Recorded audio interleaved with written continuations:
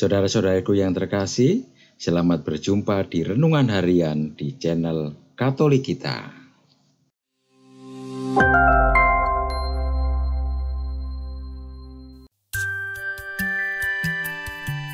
Hari ini, Kamis, 19 September 2024, Pekan Biasa ke-24.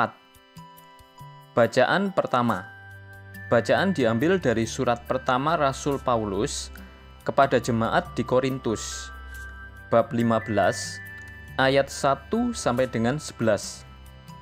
Saudara-saudara, aku mau mengingatkan kalian akan Injil yang sudah kuwartakan kepadamu dan sudah kalian terima, dan yang di dalamnya kalian teguh berdiri. Oleh Injil itu, kalian diselamatkan, asal kalian berpegang teguh padanya, sebagaimana kuwartakan kepadamu, kecuali kalau kalian sia-sia saja menjadi percaya. Sebab yang sangat penting telah kusampaikan kepadamu, yaitu apa yang telah kuterima sendiri, ialah bahwa Kristus telah wafat karena dosa kita, sesuai dengan kitab suci, bahwa ia telah dimakamkan, dan pada hari yang ketiga telah dibangkitkan sesuai dengan kitab suci, bahwa ia telah menampakkan diri kepada Kefas dan kemudian kepada ke-12 muridnya.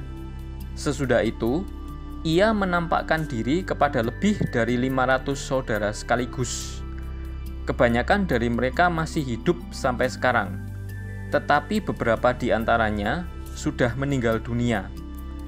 Selanjutnya, ia menampakkan diri kepada Yakobus, lalu kepada semua rasul, dan yang paling akhir, ia menampakkan diri juga kepadaku, seperti kepada anak yang paling hina dari semua rasul, dan tak layak disebut rasul. Sebab aku telah menganiaya jemaat Allah. Tetapi berkat kasih karunia Allah, aku menjadi sebagaimana aku sekarang, dan kasih karunia yang dianugerahkannya kepadaku tidaklah sia-sia. Sebaliknya, aku telah bekerja lebih keras daripada mereka semua, tetapi bukannya aku, melainkan kasih karunia Allah yang menyertai aku. Sebab itu, entah aku, entah mereka, begitulah kami mengajar, dan begitu pula lah kalian mengimani. Demikianlah sabda Tuhan. Syukur kepada Allah. Bacaan Injil. Bacaan diambil dari Injil suci menurut Lukas, bab 7, ayat 36 sampai dengan 50. Pada suatu ketika, seorang Farisi mengundang Yesus makan di rumahnya. Yesus datang ke rumah orang Farisi itu, lalu duduk makan. Di kota itu, ada seorang wanita yang terkenal sebagai orang berdosa. Ketika mendengar bahwa Yesus sedang makan di rumah orang Farisi itu, datanglah ia membawa buli-buli pualam berisi minyak wangi.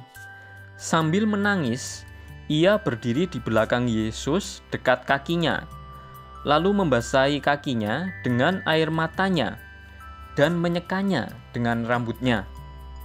Kemudian ia mencium kaki Yesus dan meminyakinya dengan minyak wangi.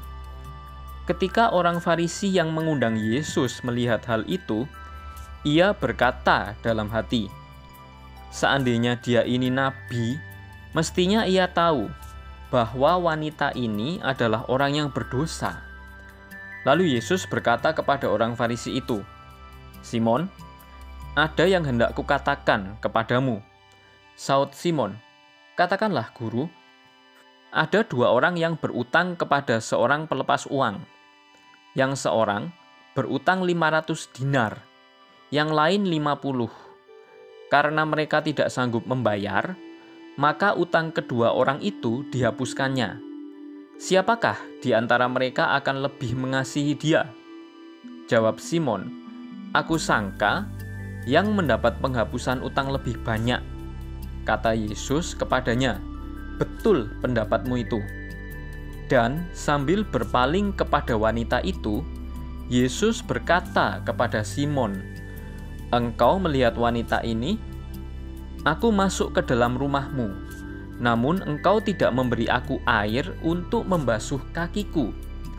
Tetapi wanita ini membasahi kakiku dengan air mata dan menyekanya dengan rambutnya. Engkau tidak mencium aku, tetapi sejak aku masuk, ia tiada henti-hentinya menciumi kakiku. Engkau tidak meminyaki kepalaku dengan minyak, tapi dia meminyaki kakiku dengan minyak wangi. Sebab itu aku berkata kepadamu, dosanya yang banyak itu telah diampuni, karena ia telah banyak berbuat kasih. Tetapi orang yang sedikit diampuni, sedikit pula ia berbuat kasih." Lalu Yesus berkata kepada wanita itu, "Dosamu telah diampuni." Orang-orang yang makan bersama Yesus berpikir dalam hati, "Siapakah dia ini, maka ia dapat mengampuni dosa?" Tetapi Yesus berkata kepada wanita itu, "Imanmu telah menyelamatkan dikau. Pergilah dengan selamat." Demikianlah sabda Tuhan. Terpujilah Kristus. Dalam bacaan pertama, Yesus Kristus telah menggenapi kehendak Allah Bapa untuk menyelamatkan manusia. Ia telah menderita sengsara, wafat, dan bangkit mulia. Ia menampakkan diri kepada para rasul. Kasih karunia-Nya menyertai dan berlimpah bagi umat beriman yang senantiasa membarui diri.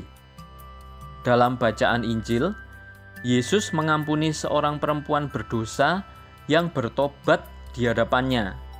Ia selamat karena sungguh percaya pada kerahiman Tuhan. Imannya telah menyelamatkannya.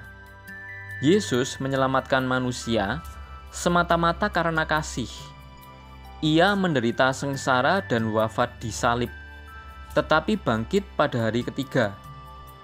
Kasih yang agung ini harus kita pelihara dengan setia.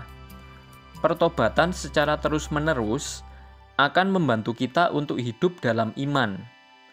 Kita tidak boleh menilai diri sebagai orang yang penuh dosa, tetapi pandanglah Tuhan yang penuh belas kasih dan yang mencintai kita. Apakah kita sudah bertekun dalam semangat tobat? Tradisi mencuci kaki dan tangan. Orang Yahudi mempunyai sebuah tradisi untuk mencuci tangan dan kaki, atau yang dikenal sebagai rekitsah, dalam bahasa Arab wudu. Tradisi ini bermula dari ketentuan Taurat yang berlaku sejak kurang lebih 3.500 tahun yang lalu. Tradisi ini kemudian dikembangkan dalam tradisi Yahudi Rabbinik sekitar 5 abad sebelum Masehi. Ritual ini dilakukan dengan sebuah cangkir air yang khusus dan memiliki 2 pegangan. Kebersihan jasmani sangat dituntut dari orang-orang yang beribadah kepada Allah Israel. Ini menjadi simbol kekudusan dan kemurnian. Pada saat imam besar Harun dan putra-putranya ditahbiskan, mereka dibasuh sebelum mengenakan pakaian kebesaran. Dari Keluaran bab 29 ayat 4 sampai dengan 9, bab 40 ayat 12 sampai dengan 15, Imamat bab 8 ayat 6 dilanjutkan dengan ayat 7. Untuk mencuci tangan dan kaki, para imam menggunakan baskom tembaga yang ada di halaman kemah suci, dan di waktu kemudian ritual pembasuhan dilakukan di bait Allah dengan bejana pembasuhan yang dibangun oleh Musa. Dari Keluaran bab 30 ayat 18 sampai dengan 21, bab 40 ayat 30 sampai dengan 32. Di daerah dengan iklim yang panas seperti Timur Tengah, orang-orang berjalan di jalan-jalan yang berdebu dengan kasut yang terbuka. Oleh karena itu, apabila seseorang menyediakan air untuk mencuci kaki para tamunya, dianggap sebagai sebuah tanda keramah tamahan dan kebaikan hati. Marilah kita berdoa. Allah Bapa, sumber kerendahan hati. Putramu telah merendahkan diri dan menjadi sama dengan kami. Maka kami mohon, mampukanlah kami menjadi rendah hati dalam mengikuti Engkau dengan pengantaraan Tuhan kami, Yesus Kristus, yang hidup dan berkuasa, kini dan sepanjang masa. Amin. Saudara-saudari yang terkasih, terima kasih atas kebersamaannya dalam renungan harian ini. Kita jumpa lagi di renungan harian berikutnya. Berkah dalam.